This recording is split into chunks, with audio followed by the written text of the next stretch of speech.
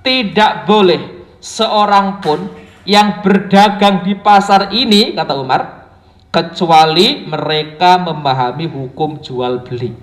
Janganlah kalian banyak bersumpah ketika berdagang, sebab cara seperti itu melariskan dagangan lalu menghilangkan keberkahannya. Sebelum mulai, yuk dukung dakwah Fethizon TV dengan like, subscribe, dan nyalakan notifikasi. Jazakumullahu khairan katsira.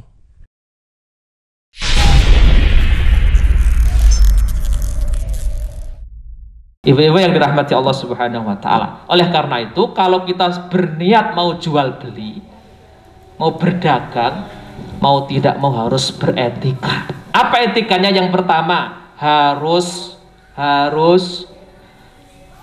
menggunakan ilmu. Bu, harus menggunakan ilmu, harus tahu ilmunya. Karena kata Rasulullah, thalabul ilmi fardhatun ala kulli muslim. Menuntut ilmu itu wajib bagi setiap muslim. Yang wajib itu ilmu apa? Ilmu yang mau digunakan. Kalau mau dagang ya ilmu dagang.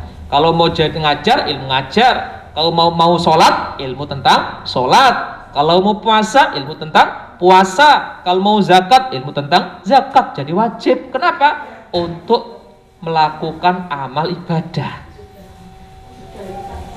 Ya toh? Untuk melakukan amal ibadah.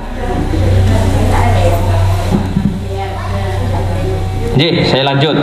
Yang pertama, etikanya harus menggunakan ilmu. Umar bin Khattab radhiyallahu anhu pernah melakukan sidak, sweeping di pasar. Dia sebagai khalifah melakukan sidak di pasar. Kemudian beliau, Umar bin Khattab, memukul seseorang. Kenapa dipukul? Lain alasannya. Karena dia nggak tahu ilmunya dagang. Kemudian Abu Umar bin Khattab mengatakan begini, tidak boleh seorang pun yang berdagang di pasar ini, kata Umar, kecuali mereka memahami hukum jual beli. Kata Umar begitu.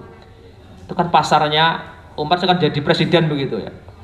Datang ke pasar, ada orang kok nggak ngerti tentang jual beli, tapi dia melakukan jual beli, dipukul oleh Umar.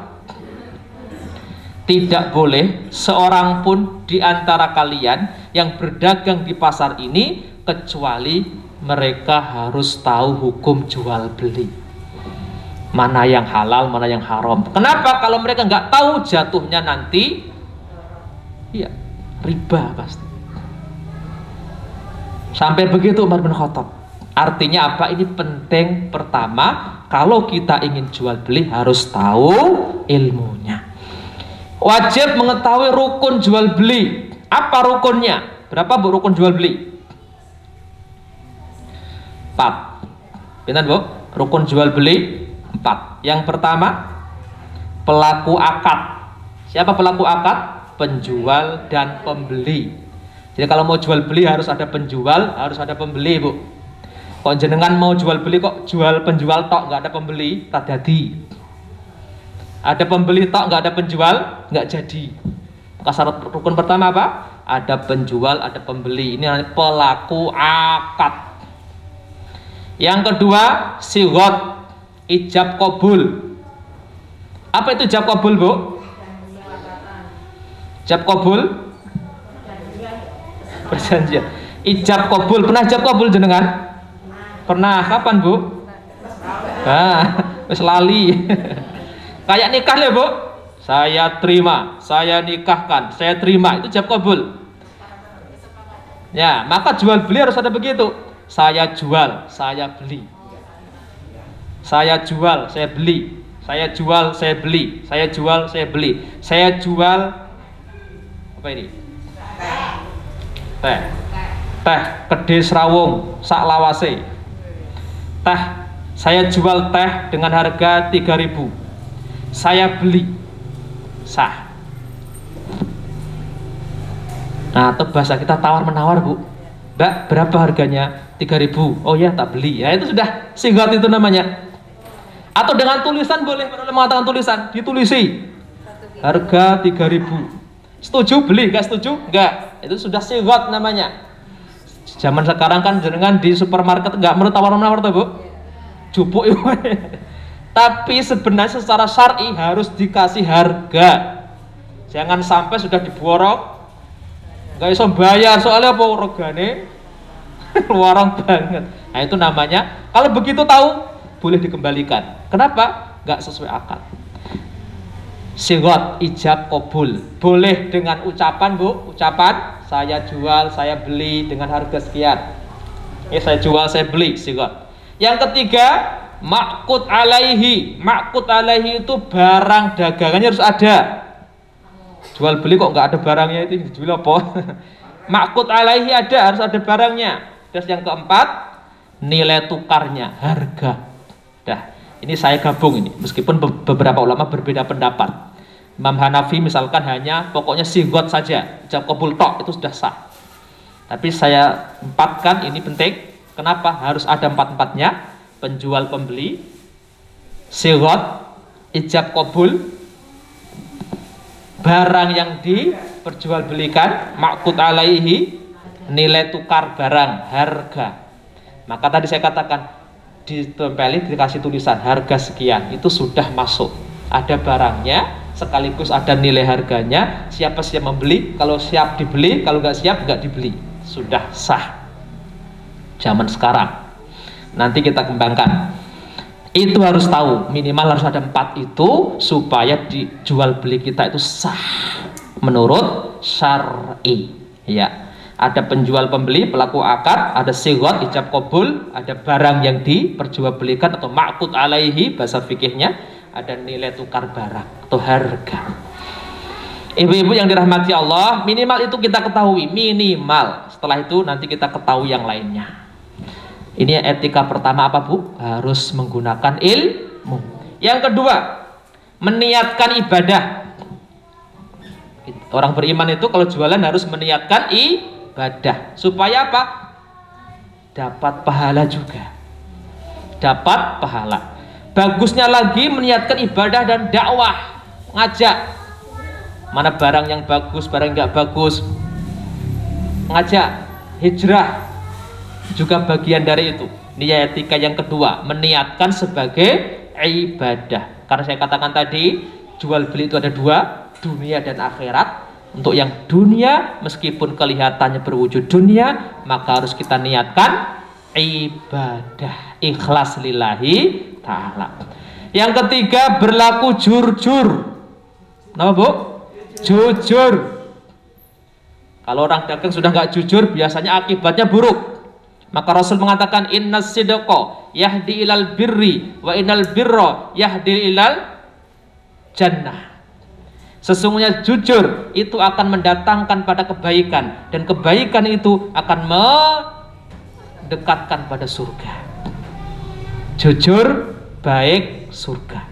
Sebaliknya wa innal kadhiba yahdi ilal fujuri wa innal fujura yahdi ilan nar. Dusta, bohong itu akan dekat pada keburukan, dan keburukan itu akan mendekatkan pada neraka. Bu, jujur. Ini contohkan Rasul Sallallahu Alaihi Wasallam sejak usia 25 itu dagang Bu.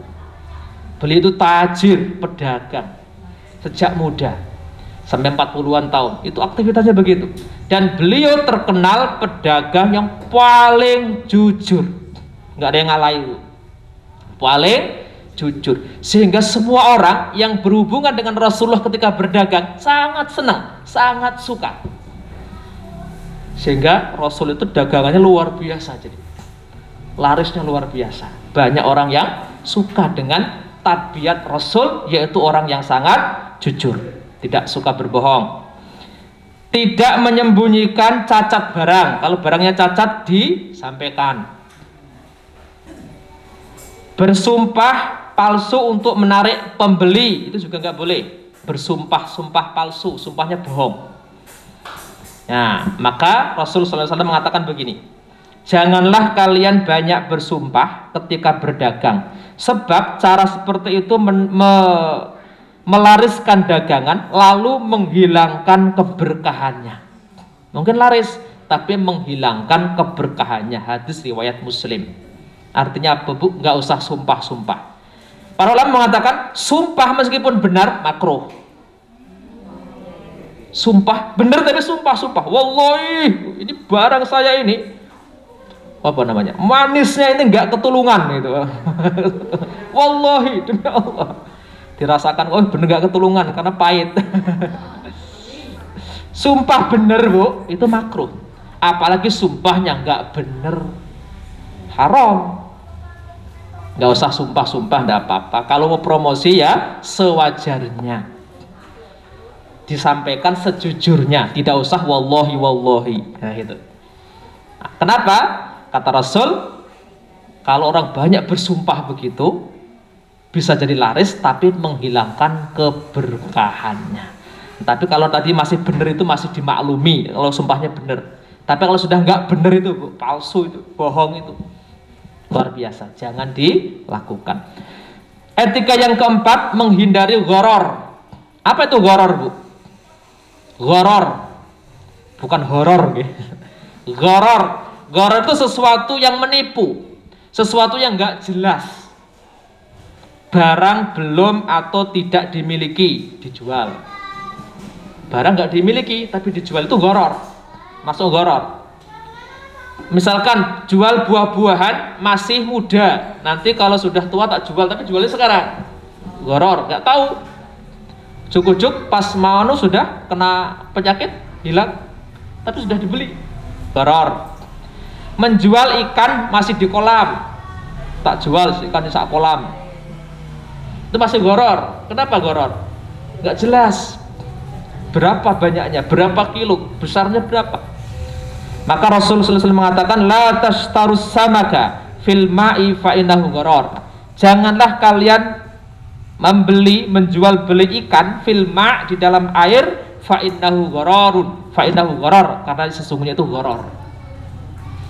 Ada lagi Rasul mengatakan wala tabi' ma laisa indaka. Janganlah kalian berjual beli sesuatu yang tidak ada padamu, nggak dimiliki. Itu juga dilarang oleh Rasul sallallahu alaihi wasallam. Nanti ada permasalahan.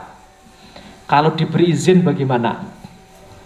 Pernah dengar kata dropship? Itu kan nggak ada barangnya. Di mana barangnya bu? Nggak ada barang kita. Bagaimana hukumnya? Mau tahu hukumnya bu? Nah ya, pengen yang boleh atau yang nggak boleh? Oh sebenarnya, minimal ada 3 hukum. Yang pertama, tidak boleh secara mutlak. Ini pendapat Imam Syafi'i. Tidak boleh secara mutlak. Kenapa? Alasan beliau karena barangnya belum terjaminkan. Maksudnya belum terjaminkan, belum di bawah kuasa dia. Ini pendapat yang nggak boleh secara mutlak. Yang kedua, boleh asalkan bukan makanan. Imam Malik, boleh asalkan bukan makanan. Kan alasan beliau, kalau makanan cepat sekali mudah rusak. Tapi kalau bukan makanan, boleh, kata Imam Malik. Kemudian 3, Imam Hanafi, Abu Hanifah mengatakan boleh ketika itu barang tidak bergerak. Tahu bu barang tidak bergerak? Rumah, tanah. Nah, kan nggak mungkin kita boleh dulu. Tanah, rumah, apa lagi? Pokoknya yang nggak bisa dibawa-bawa gitu.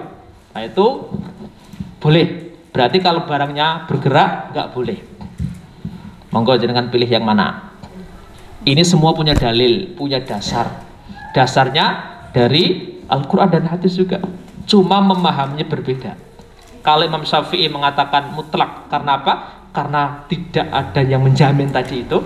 Tapi yang lain mengatakan karena memang ada barang-barang tertentu yang nggak bisa kita datangkan, sehingga tetap boleh begitu. Allahu a'lam bishawab. Mudah-mudahan nanti bisa kita paham. Yang jelas nanti kalau kita melakukan ini tetap harus jelas. Jelas apa jelasnya? Akadnya jelas. Ada izin dari pemilik. Kemudian barangnya itu memang ada, meskipun saat itu belum ada, tapi barangnya itu ada.